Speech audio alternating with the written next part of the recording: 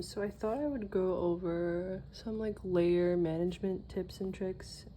This video is probably going to be really chaotic because I don't really have a structure and or plan of how I'm going to go about this, but I'm just going to show you, I'm just going to show you just like maybe break it down, how I made something, if anybody's curious.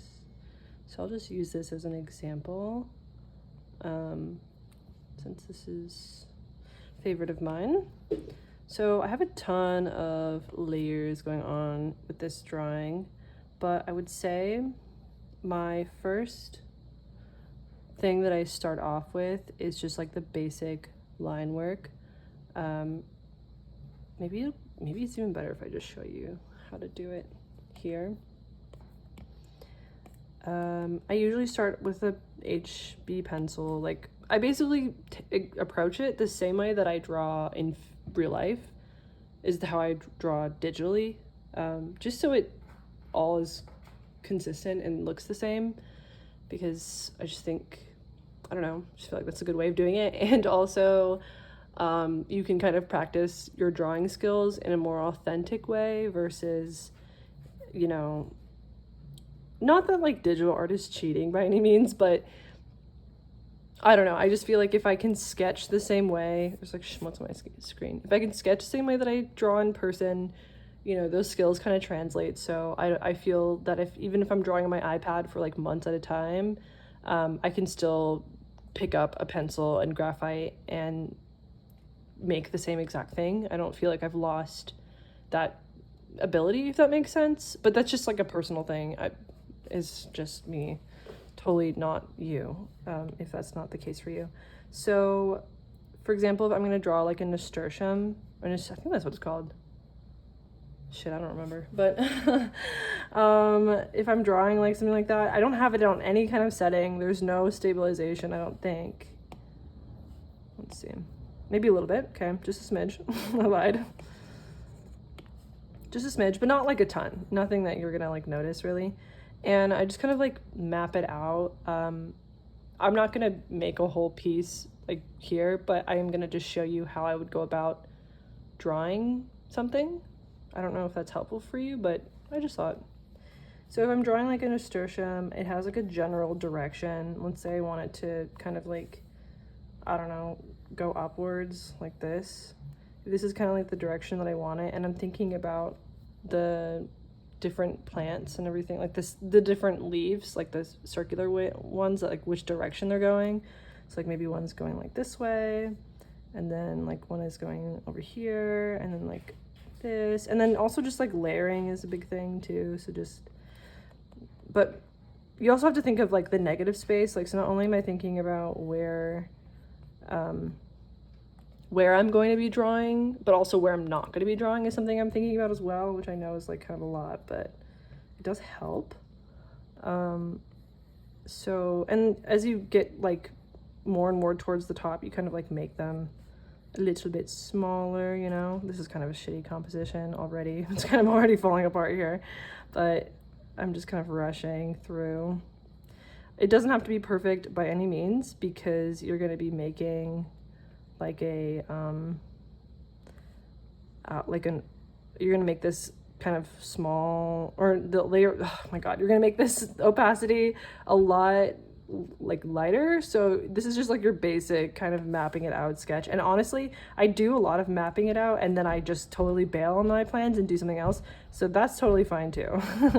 So let's say this is like your nasturtium, if that's what it is. I don't remember exactly what it is, but anyway, so this is like your general sketch layout. I just go and I turn it down, honestly, a good amount to like almost where I can't even see it, because it's kind of, I think of it as more of a guideline and less of something super specific that I need to follow like this exact line work. You know, it's just kind of like, this is the vibe I'm going for, but if it turns out to be something else, then it's cool, it's fine. So what I would do is I would put my stem, and I'm going to show me renaming these, but realistically, if I'm being honest, I don't rename shit. I just like memorize which ones are on which, but don't do that. It is such a bad habit, and I lose everything. So let's just call this stem, and then we can call this one like leaves or whatever. So if I'm drawing the stem, you know, I will turn on my stabilization just a little bit. So it's just, I'm not as shaky. It is, since it's glass, since it is like well, I have a texture thing on top of it, but even since it's not paper, it's harder to stabilize, you know what I mean? So I'll just go through and kind of follow the guideline. It doesn't have to be perfect though. And I'll just make it, sometimes I'll even start in the middle, which I know is a little bit insane, but I like this part to be thicker, and it's a little bit harder for me to start at the bottom and work my way upwards. I don't know why that is, but also, I don't know if you've noticed me doing this, but the double tap thing, that is a quick way to erase your stuff. And even right now, I'm finding that this guideline is kind of killing my vibe, so I'm gonna even put it down even more so that you can really barely even see it, and it's just like a tiny little guideline. But I'm gonna make this kind of bad, but we're just, oh shoot. Oh my God, I'm not doing it, okay. I hate filming art, well, I don't hate filming art stuff, but it is like weirdly, I feel like people are watching me. So that's like one stem, and then I'm gonna just make some little offshoot stems just because why not. And these ones are kind of like curly because they're like vines, so you can kind of just mess around with it. And right now, since it looks a little funky, but we're gonna fix it. So like imagine you just add some, you know, schmutz or whatever, and I'm just gonna zoom in and I'm gonna select the eraser. I would recommend that you make the eraser not this one. Don't, this harsh line right here, even if you're just erasing line work, it's still gonna look funky. I don't know why, but I just feel that it does. Like personally, I could be completely out of my mind, it's just all in my head, but I just feel like when I erase with this thing, it just doesn't look right. And just, here, I'll just show. It's just too damn round. Like, there's just too much going on, and I just feel like it makes really harsh lines that I don't want. So I just use the pencil to erase shit with, because, oops, it's got the stabilizer on. I don't know, yeah, I might be just crazy, but it works for me, and it makes sense in my brain, because I think of it as a realistic drawing, or like a realism drawing, or not a realism, but like if I was drawing in real life, and I just know that if I erased something, it would not make harsh lines like that. So in my brain, it just doesn't really process the same. So that's your stem. And then I would make another layer for leaves, and then kind of do the same thing, just a guideline of where you want those to be. Doesn't have to be perfect, just like where the vibes are. You know, it's very vibe based, like all art is. And I'm not gonna go through and draw all of them, honestly, because I'm just trying to show you the basics, and I'm not trying to make a whole tutorial on how to draw this. But yeah, so this is my leaves layer. Cool, yay. We're going to move on. I make 2 layers for the shading, or yeah, I guess you can call it shading. We'll just call this shading. So this would be like if I'm making the nasturtiums, I start with like, honestly, sometimes I'll map out which ones are going to be which, like what they're going to look like, but for right now, it doesn't really matter. And now, see, I don't like the stabilization. I feel like it's too much. I feel like I'm not getting that kind of like scratchy pencil vibe that I like. So I just turn it down so that it's just absolutely no stabilization at all. And I just like go in, this is kind of bad. Oops. Just kind of go in. And obviously pressure does matter on what your lines are gonna look like. So you have this kind of light, and then you have like your darker, and then you know how it is.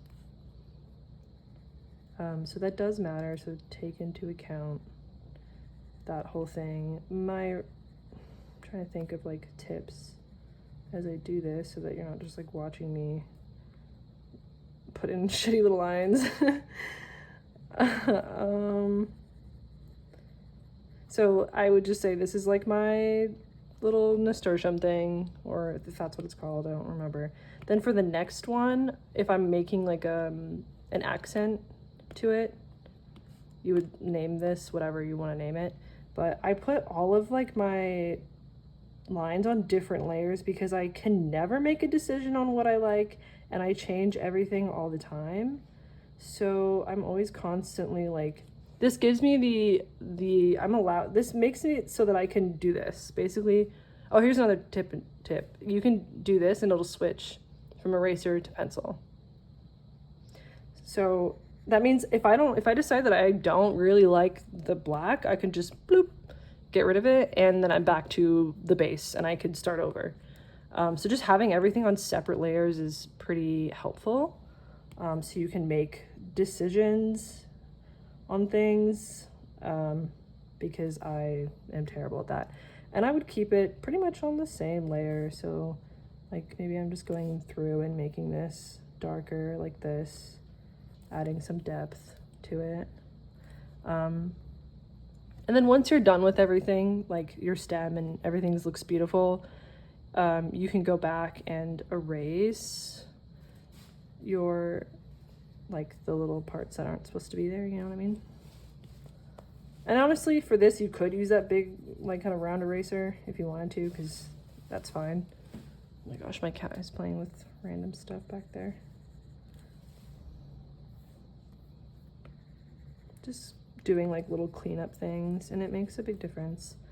And you can turn off your guideline layer to kind of, and I honestly recommend turning off your guideline layer a lot when you're drawing, because you want to see, even though it's so faint, it does, like, your brain does register that information.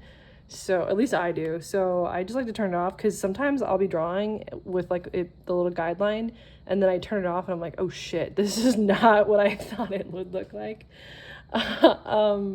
So yeah, I do want to talk about blending modes really quickly.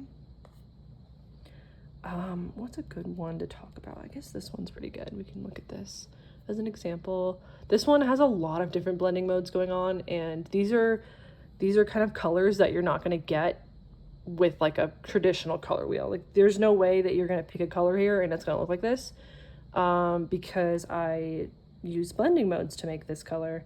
And you'll see here, these are all the different kind of blending modes that Procreate has. And honestly, any, like even Adobe Photoshop has all this. So yeah, it's pretty standard for like most design programs or whatnot. Let me turn it, maybe I'll turn it this way, it could be more helpful. You can see the layers and the drawing, so you can see what's going on. So like I said, I have everything on different layers so I can make decisions, but I do group them so that I don't get confused, because that happens a lot. So like, for example, and also you'll see a lot of duplicate layers of like the same thing. That's because sometimes I'll make little changes and I don't know if I am gonna like the change, so I'll make a duplicate layer and then see if I like it, and then if not, then I'll just delete it. Does that make sense? So like this is a good example like of a flower that I drew, but I didn't like it, so it just never got included, but I still have the little drawing file of it. It's cute. Forgot I made this. Probably use it for something else now that I've remembered I've made that. So blending mode, sorry, let's talk about that. Blending modes, where did it go? The hell? Is this it? Yes, okay, perfect. So this whole area is made up of a multitude of different blending modes. Oh shoot, you can't see. Oh my gosh. Each of these kind of create their own layer that adds dimension to the drawing. So I'll show you what just the normal paint swatch looks like without the blending modes. So if I turn off all the special blending modes, this is literally all that's there. This is the only color that I used. And this can make your shit look really dope, because it kind of like adds a lot of depth. So what I did to create this whole like thing over here was I basically duplicated this layer and I made a copy of it, and I just offset it just a little bit. So this is just, here, this, well, I can't move it actually, but you can't really move the layers around when you have a set, like, how do I explain this so that makes sense? When you have it's set like this, I can't move this layer above it or it's gonna like, oh, I guess it didn't change it. Oh, never mind. Sometimes if you move your blending modes around, it'll look different. So you can kind of play around with that. I don't really totally understand like every science behind blending modes, but it's just like from what I've experienced. So yeah, this was created, this purple background here on this, if you can see that, is was created by, I just took a duplicate of this and then changed the blending mode and I just offset it a little bit. So I just moved it this way a little bit. You can kind of even see it's almost it is identical. It's the same thing. I just shifted it that way. And then this one, I think I just used a purple. I did use a different color for this. Changed it to DI, but you can change it to like a bunch of different things. So you can even see what the normal color was. Oh, it was a green. So this is what it looks like as a normal color swatch without the blending mode, this whole section over here. So when you change it back, you can totally play around with that and have all that kind of that stuff. It's really, really fun. You can really add quite a lot to your drawings. I have not used it recently. I'm not really sure why. I just haven't really been in the mood to use it, but maybe I will since I've been. And then this is just one of those beautiful texture brushes that I got from Procreate Texture Supply. I can show you which one it is. It is I think it's one of these. Yeah, one of these. I think it's this one. And I just changed the scale on it. I just made the dots a little bigger because I didn't want them to look too crowded. Because sometimes, I don't know, sometimes they look a little too crowded and I don't particularly love that. And the same thing with this blending mode over here. I think it was also a green color. You can see the thumbnail. It was originally green, but I changed the blending mode to, I think this is hard mix, yeah. And it gave it like this black thing. So just like layering is a really big thing I do and I find pretty helpful. I did the same thing with this purple here and yeah, it's really fun and exciting. That's blending modes. Hope that helps. Trying to think what the hell else is like helpful. Yeah, I mean, I think that's it for now. If I can think of anything else that I think would be helpful, I'll let you know, but it is just kind of putting the work in. So yeah, let me know if you need any help with anything else.